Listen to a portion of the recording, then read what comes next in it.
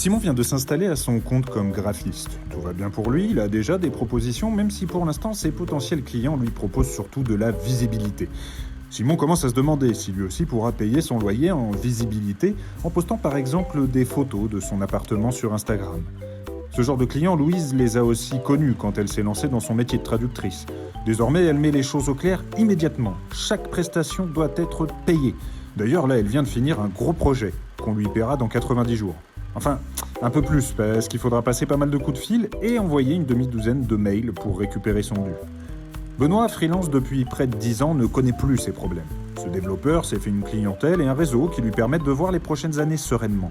Il aimerait communiquer cette sérénité à son banquier à qui il doit demander un prêt immobilier et qui lui a dit « Ce serait quand même plus simple si vous aviez un emploi plus stable. Hein ». Simon, Louise et Benoît ont un métier. Ils se lèvent chaque matin pour l'exercer et ils doivent rendre des comptes à leurs clients. Pourtant, autour d'eux, trop de gens pensent que leur activité est un hobby en attendant un vrai boulot. Alors non, le graphisme, la traduction ou le code, ce n'est pas si marrant que ça, même quand on n'a pas de patron. Donc peut-être qu'on devrait les considérer comme des professionnels qui ont le droit de se loger, de consommer et de ne pas attendre 90 jours pour faire des courses. Merci pour eux.